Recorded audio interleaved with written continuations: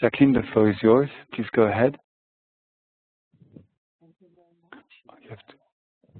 very much. Thank you very much. Yes, thank you very much. Dan. Good morning or good afternoon to all of you. Today we are going to travel a little the world of PFOS and the related chemicals and the Stockholm Convention. Before, Dan was saying that the objective of the inventories was related to national implementation plans, and that's completely true. But the idea is also to see the advantages of these inventories and how they can be used for reporting to the reporting obligations under Stockholm, which that the deadline will be coming very soon by the end of August. As you might see during the presentation, we are going to address reporting in particular, but when you are doing the inventories, it's always very good to have that in mind. So let's start with PFOS. And what is PFOS? PFOS is an acronym, of course, and the name is perfluorooctane sulfonic acid. Sorry. So for a moment, let's in some technical problems. Wait a minute, please.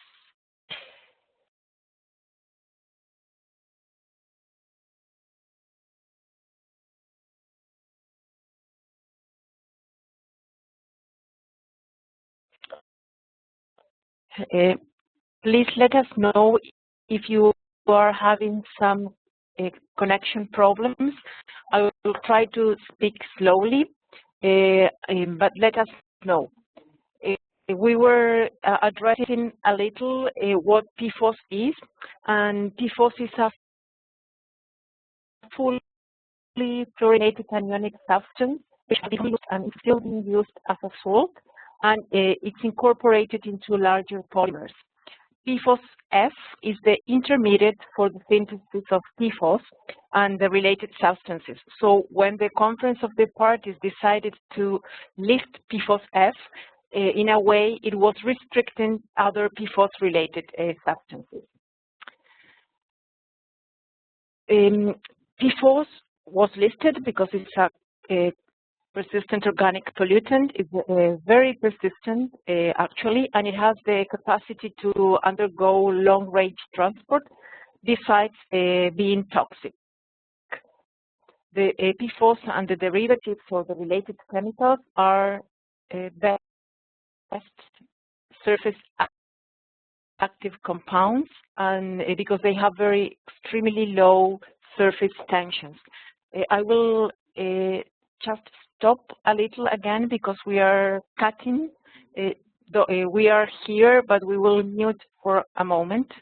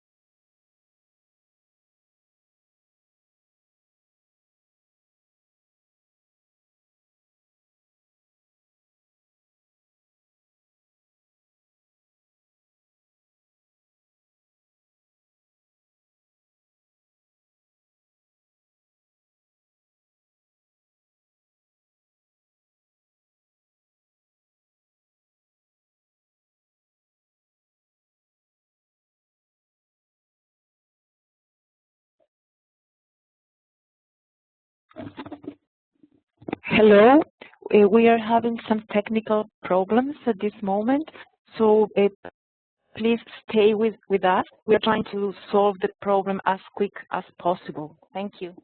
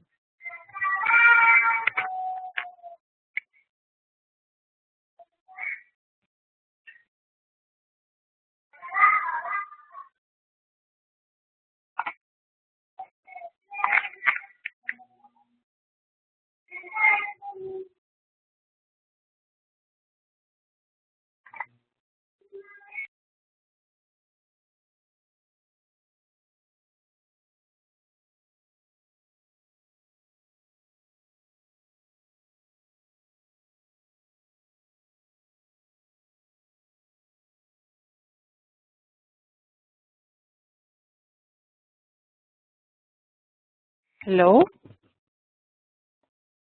We will continue. We hope that the sound is better right now. Let us know if you still have some problems in understanding or if the sound is working fine. So we discussed in the two previous slides what was PFOS and why it was listed. Now we are going to address the issue of inventories and the objective of inventories. You know, an inventory is always a picture of situations in a country, in certain part of the universe. And in this case, the idea of the inventories is the same, to really understand what the current situation of the country is.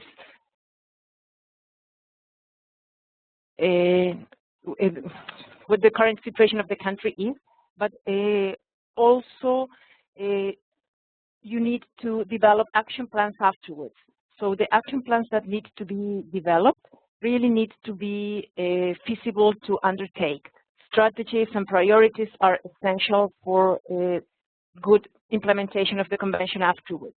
And as I was talking before, reporting obligations under Stockholm are also something to consider when doing inventories. The formats and the forms that were developed to undertake them are completely compatible with the reporting format at this stage. So it could be very easy to extract information from the inventories and put it in the reporting format. Any information regarding to reporting is also being done activities to train through webinars during this month and the month afterwards. Another use of the inventory is related to the acceptable purposes and the specific exemptions in the convention. PFOS was listed in a very particular way. It was listed in Annex B with many exemptions for use and production. We will discuss a little later about them with more details, but it is important to understand that the inventory will help you understand if you need any of these things. Gaps of information are also something to have a look at, and it doesn't mean at this stage that having gaps in the information is bad. It might provide the opportunities to identify further technical assistance needs or further financial support that might be required or requested. So the structure of the guidance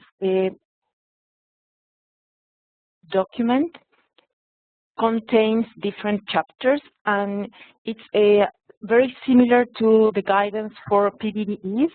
The idea is that the section 1 will give an introduction of the document itself, the objectives of the inventory, the purpose of the guidance, the key features, the structure, and how to use it.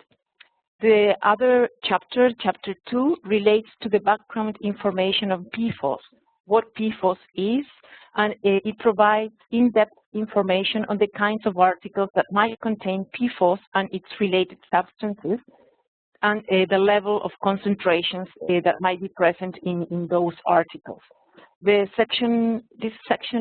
chapter also lists the industries that use and produce PFOS, and describe the supply chain, the suppliers, the importers, the producers, the manufacturers.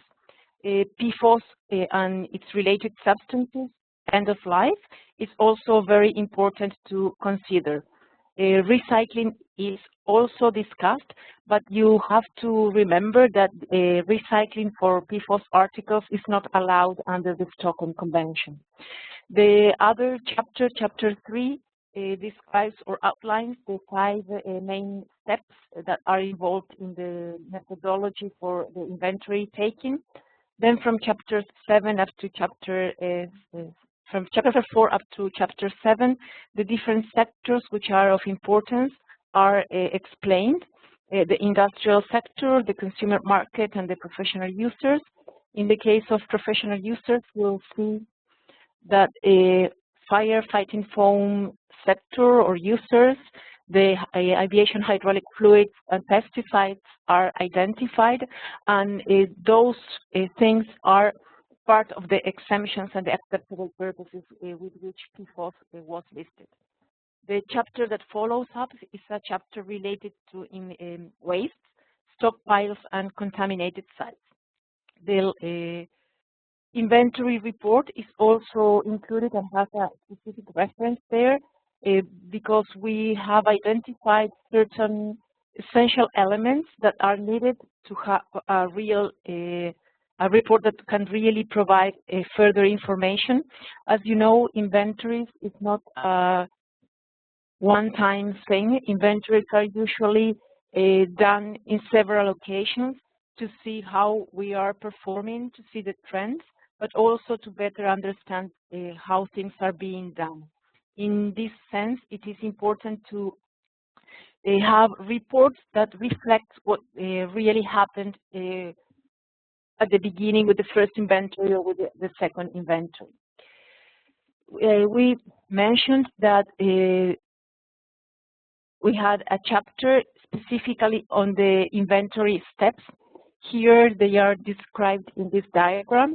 This is a 5-step methodology to conduct the inventories, and you'll see that step 1 goes into the planning. You already know these things. The important part that we like to highlight here is that the scope of the inventory is very important. The scope might be defined at the beginning, but then revised once we have more information or more data compiled. Sometimes we might define that we're going to address a specific sector because we understand it is important for the PFOS inventory, but at the end it results that it was not significant. Therefore, the scope needs to be maybe redefined. In the planning inventory stage, you also need to identify with who you are going to work and who is going to do the things. Your inventory team, your consultants maybe, or the official contact point that might be working in this. But you need to establish it formally with some terms of reference so that they know exactly what they have to do. Stakeholders, this PFOS is a substance that can be used in many different sectors. As you see, not only industry, but also the consumer market and other sectors as well. So really identifying who can provide information and who might have better understanding of the situation of the PFOS, even the production, the use of the articles might be really diffuse. Step 2 relates to the tiered approach, and I will explain that in the next slide. The tiered approach is providing or is an exercise that can really be followed by a more in-depth evaluation. So you start with very simple things, and then you go in depth in those that really are important. It can also help to identify the missing or incomplete sets of data. And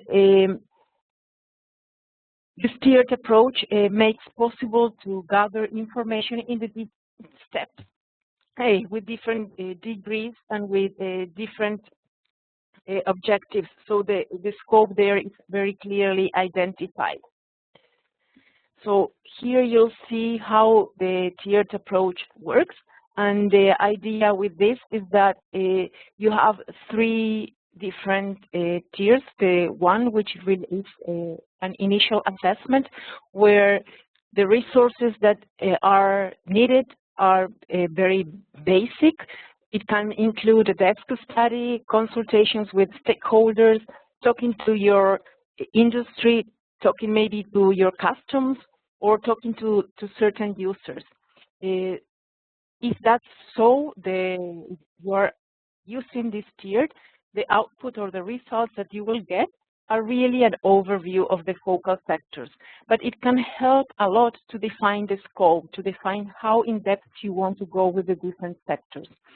The tier 2 goes more in-depth. It requests a compilation of the data from identified stakeholders and potentially some quantifications might be done, and the output here is the scale, is the size of the problem in the key sectors, and also where the data gaps can appear. Tier 3 is a really resource intensive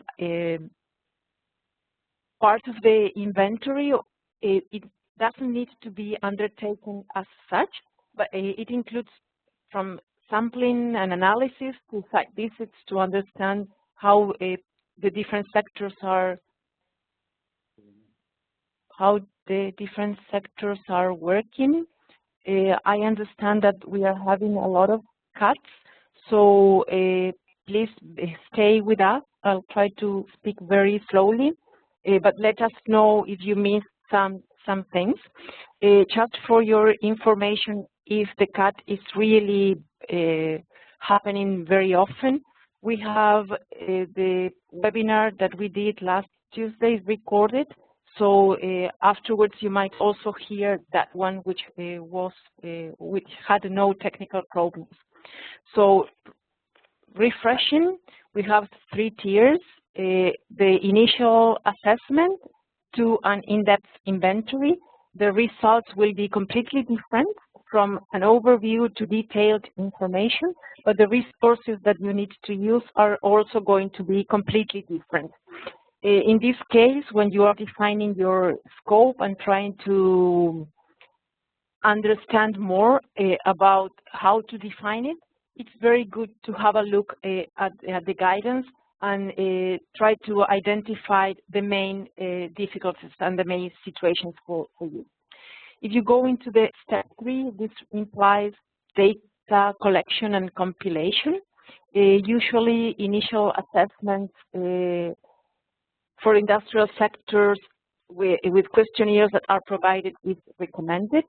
The consumer market you might need to go a little more in depth, but also questionnaires are provided so that you can work using them or just changing them to your national situation and reality.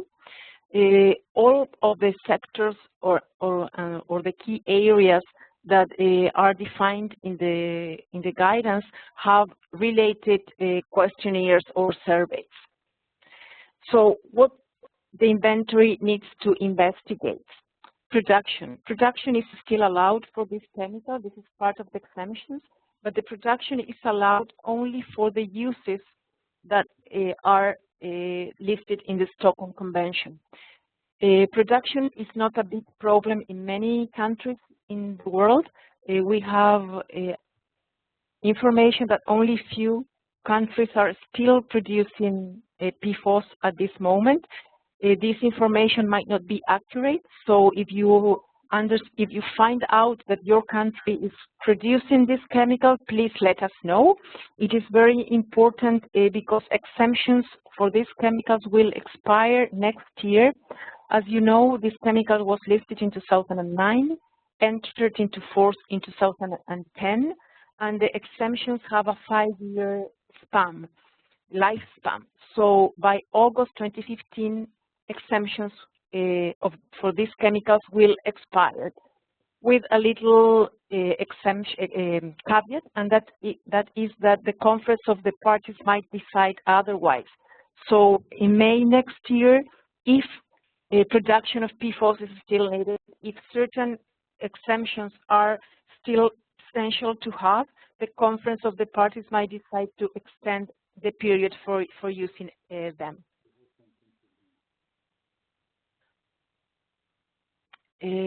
I will recapitulate a little. They are telling me that, oops. Hello? Hello, can you hear me right now?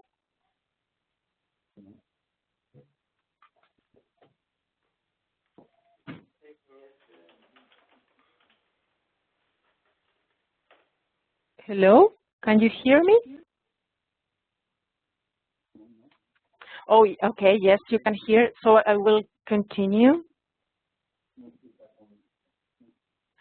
Yes, there was a question about the preparations. Can you go up, scroll up a little? regarding, there was a question, are about the names of the preparations that contain PFOS in commerce. I will explain a little later about this. There are some databases in our website which have the names of the preparations and the names of the trademarks and the producers. That might not be at this stage accurate information because the market is changing very fast, but I will show you through the screen where to find that information. I was indicating that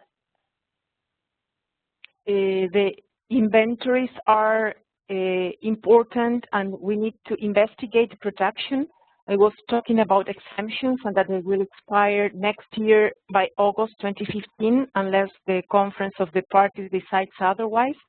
But you also need to identify in your country if you have industries that are using that chemical, the products and the articles that are in the consumer market, the professional users, for example, the firefighting foams, and also the waste fractions. And that is very important in these chemicals as they are persistent, and the way you treat them might make a whole difference. You need to go and undertake ESM, environmentally sound management techniques.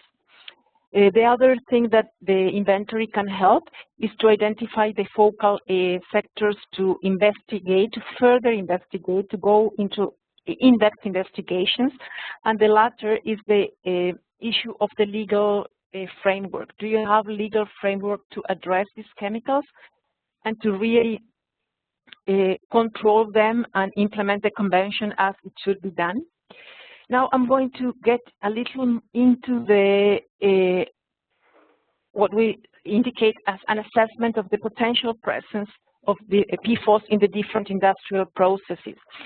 Here you have in front of you at this moment the list of acceptable purposes and specific exemptions that are listed in the Stockholm Convention. I see that there are some questions coming in. I will try to address them at when we finish the presentation, so we don't keep stopping, but thank you very much for putting them forward.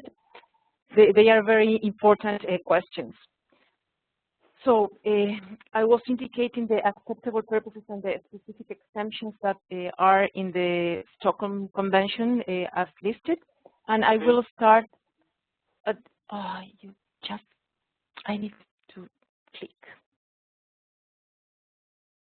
Yes, let's start with the firefighting foams.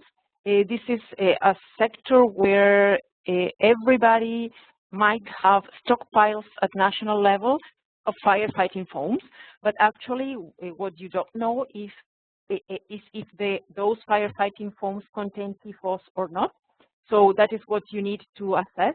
Where can you find them? In airports, in refineries, in military uses, for example, in hospitals, in other places. You also have aviation hydraulic fluids, for example, and in this area, the POPs Review Committee, which is the committee that assesses these chemicals and make a follow-up, did an alternative search and document. And for these acceptable purposes, it was not very clear if PFOS was still being used as alternatives are available. So the Conference of the Parties requested those that have information to provide it. Also with firefighting foam, as alternatives are there, the Conference of the Parties requested to change and start using those alternatives that are available. To go a little back, the big difference between an acceptable purpose and a specific exemption is that a specific exemption, as I was telling before, has a 5-year time span, while an acceptable purpose does not end unless the Conference of the Parties decides so. So for the things that are listed in the left-hand side of your computer at this moment, photo imaging, photoresist, and so on, you can still use and produce PFOS for these things. But as the purpose of the convention is protecting human life and environment from these chemicals, if alternatives are available, that's the best way and the best technique to use, to start using those alternatives, which are feasible and economically viable. Metal plating, this is a use that might not be in every country, and in this one, it is important to identify if you have this type of industry or not. If you don't have, you are not having issues with PFOS for sure for them. The same with these other ones. Synthetic carpets, today most carpets are probably PFOS free, but they might be using other perfluorinated compounds. What it is important is to identify if they are synthetic carpets or if they are natural carpets. Synthetic carpets are potentially having these chemicals. As in the beginning, when we were talking about the properties, we indicated that they are they have very low tension, so they are very, very good water and dust repellents. And that's why in carpets, that's a very important use. With leather and apparel, textiles, paper, and packaging is the same. Those that have already seen some presentations on PFOS, maybe you have seen a pizza with the package. The issue is not that the pizza might contain PFOS, but that the package is using substances to keep the grease out, so that you don't see the dots in the package. If that's the case in your country, probably those that are producing the packages are using chemicals that are water or grease repellent. So you need to investigate if PFOS might be there. With the data managing and evaluation, templates and examples are being provided in the guidance. So it is very simple to follow that. Again, the templates and the examples are just for clarification and for adding and orienting those that are undertaking the inventories. But depending on your situation, on your country profile, you might decide to change the templates to add more questions or to take out some questions. So when you are evaluating the data you had from the inventory, you have to see, as said before, if you have gaps and limitations, where are they? If you have done some things or not, which measures are still needed to complete the inventory? As we are under the framework of the Stockholm Convention, it is important to see if the country is fulfilling those obligations or not, and either way, if there are any actions that need to be undertaken. One of the main things here is the issue of legislation, for example, to protect your country from getting in these chemicals through articles or towards some industries which might already have alternatives or not. So depending on the result, maybe you need to establish some regulatory frameworks or not. The other thing is the notification for the register for acceptable purposes and specific exemptions under the convention, which I was explaining a little before. The information there can help for the NIPS to develop action plans.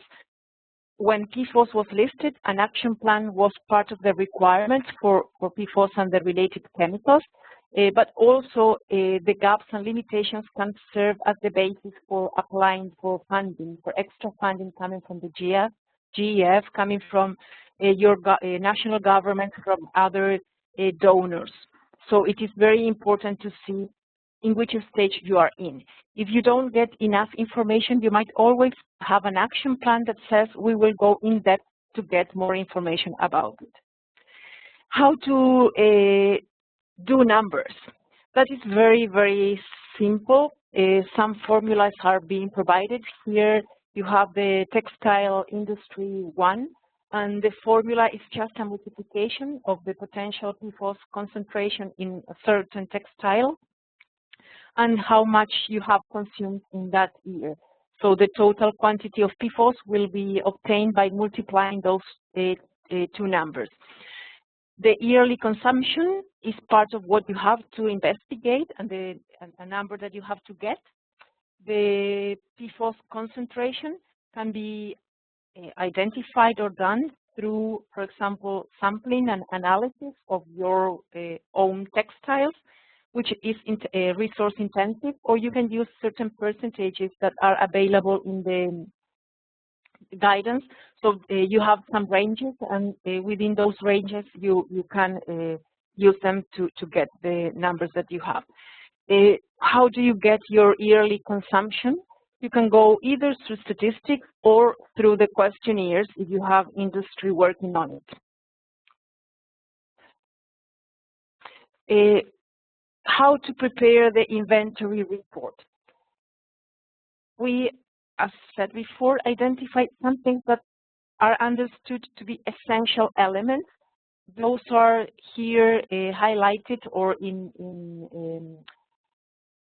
darker font, like objectives and scopes, how the methodology, the data methodology was used, and a description of that is very important. When you are getting into that, it is important to also highlight, for example, if you did any assumptions, and if those assumptions were something that you did because you knew a lot about the sector, or if those assumptions were to be in the conservative side. That is very important to be registered in your inventory report.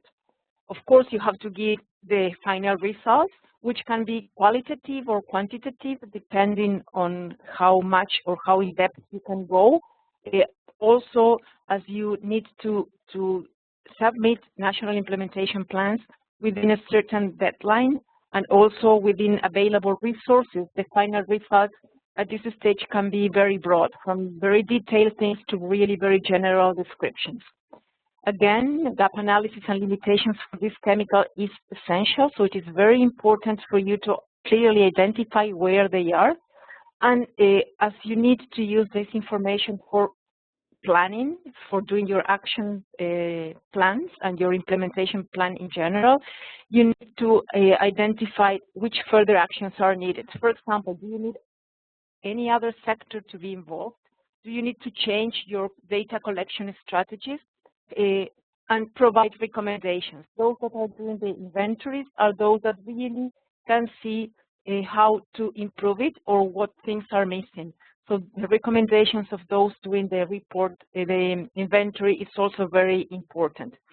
Of course, you might also have annexes or part of the main document as you wish. Other type of things like the list of stakeholders that you consulted before. For example, the list of the legislation that might be applicable. That's other things that you can insert, as well as the questionnaires. If you change the questionnaires and the guidance, you might indicate which type of things you used for the inventory. Contaminated sites, as you know, is part of the convention, Article 6. But what the convention asks parties to do is the identification of contaminated sites.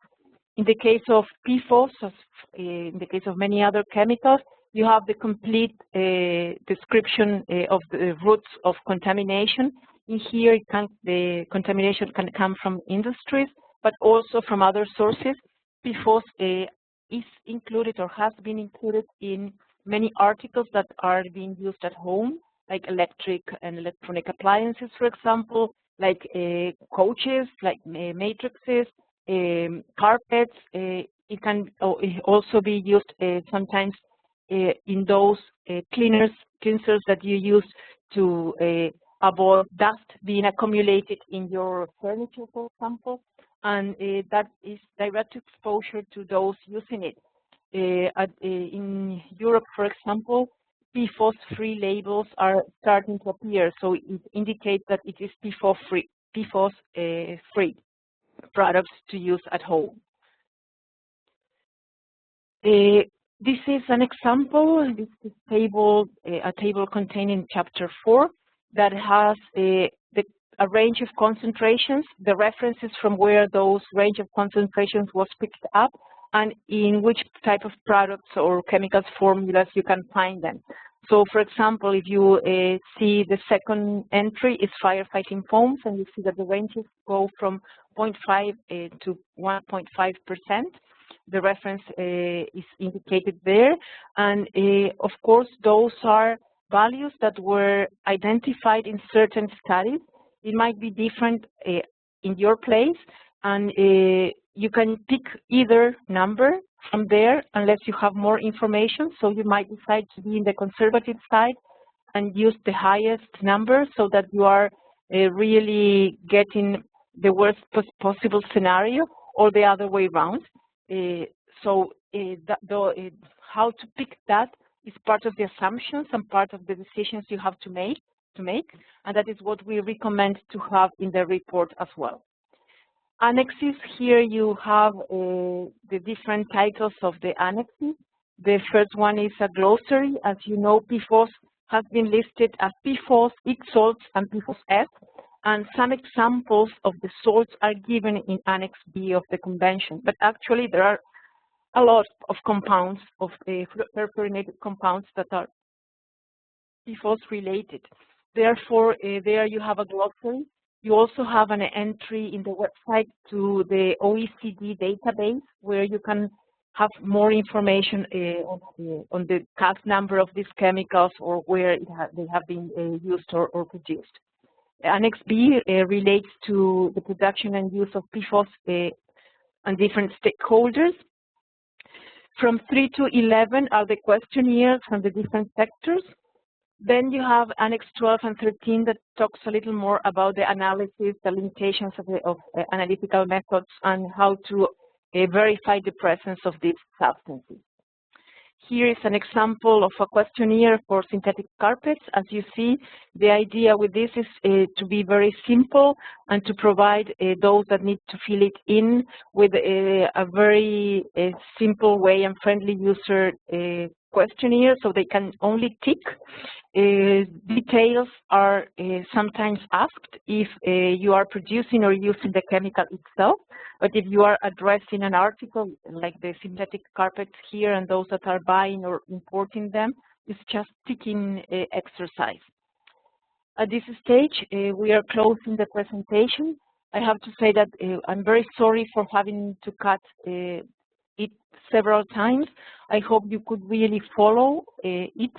If you have any questions or doubts, you can always send an email to me or to the technical assistant general email, or hear the presentation that was done last Tuesday that will be available it's already available in the internet at this moment. So at this stage, I'm passing back the floor to my colleague, and we will take the questions and answers. I will give you 2 or 3 minutes to think about them, and I will take those afterwards, including those that were done during the presentation. Thank you, Jacqueline, for your presentation. Thank you to all the participants for your patience with the technical issues we have been going through. We already received a few questions from Ms. Benjeloun. Jacqueline is going to take them in a few minutes. We're going to leave you a few minutes this time to come up with your comments or questions. Thank you.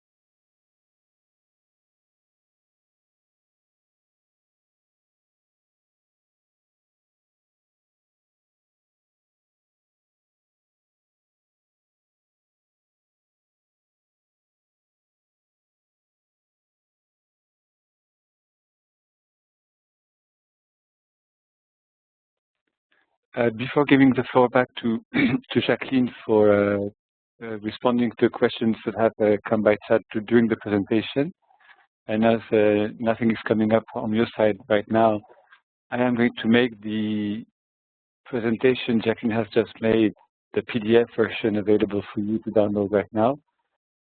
This should take a few seconds. You now have a pop-up window appearing in the middle of your screen, on which I'm going to add the presentation.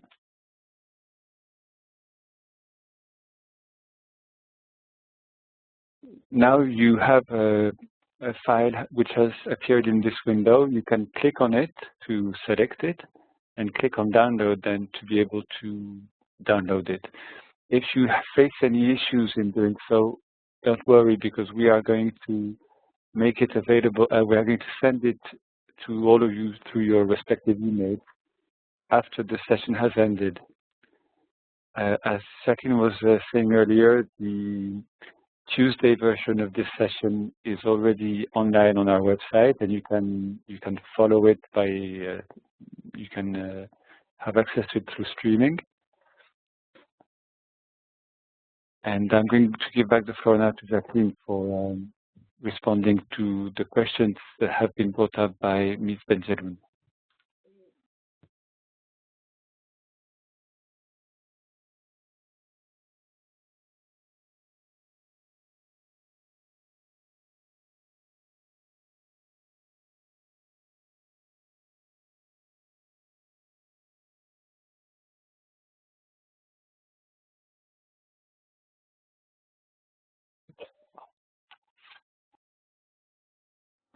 Okay, we have some questions from Najiba Bentelum. I'm sorry, I'm probably not pronouncing your name correctly. The first question says, which are the names of the preparations that contain PFOS that are actually being sold in commerce? That, as I was saying a little during the presentation, that we have the lists there. And if you go to the website, you can find Excel sheets containing the list of the trade names of those preparations. As I also indicated, we are not completely sure that all of them are updated at this moment, but they were at the moment of the preparation of the guidance, which was 2012. If you find more things, we will welcome you to share them with us. The other question is that for the inventory that in the industrial sector, the industries will not respond to the questionnaires. Yes, that's a real issue. Sometimes what it is done as part of the methodology is to ask for certain visits and go to certain industries where you suspect they are using it, or you have evidence that they might be using them. So even if you send the questionnaires and they don't come back, call them, make an appointment with them, and ask the person that's doing the inventory to kindly go and ask those questions during a half-an-hour interview. Usually that works. Of course, it depends a lot on the countries.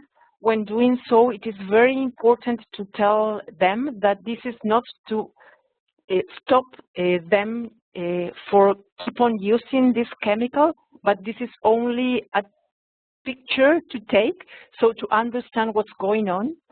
The problem is that if your country is using PFOS and you don't register and you don't indicate to the Conference of the Parties that you still need it, after August next year, then you might not be able to keep on using it. So that is a message very important for the industrial sector to receive. If the country does not ask for specific exemption, then you might be limited to not use it again, because if not, you might have certain compliance issues with the convention. There is also another question. No, but I have another question from the yes. So, the harmonized system codes. That's the There are two more questions. One is, which are the industries that still use PFOS? That's also part of the guidance. If you want detailed information because you cannot find it through the website, please send me an email. I will forward you the right documents so it is easier for you to look at them and find them out. The last question is regarding the harmonized system codes for customs. That one are being developed. We already have some list of general codes that I can also share with you if you wish. So please send me an email and I will send you the right information. Yes, the question is there any specific, I forgot, sorry, I lost the, is there a specific reason to make measurements of PFOS in water? Yes, because PFOS is not like a lipophilic substance. PFOS is a substance that can be found in water. So that's why PFOS is being, at this stage, requested to be looked at water. It has a little different properties than the rest of the POPs. It's very interesting to see that not only the physicochemical characteristics of these chemicals are different, but also that it was listed with a very particular way. There is another question, and the question I will read is there is no associated with a specific production sector. Oh, okay.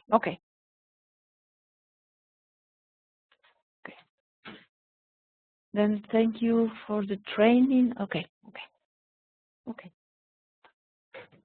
So if you have further questions or want to ask for the floor, we can give some more minutes because we were late and we had so many interruptions. But if not, feel free to write to us and contact us by email. We are very happy to answer any specific questions that you might have.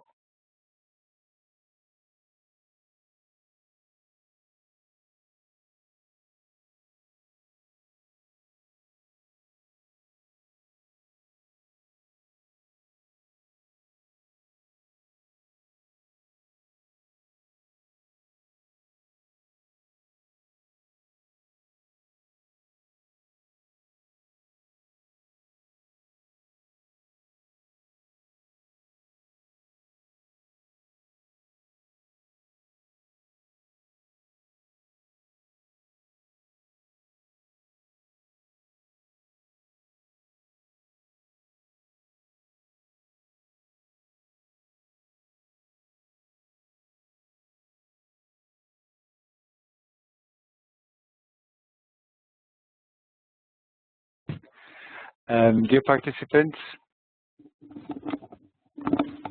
as no questions are being forwarded, we are going to close the session. Can you hear me?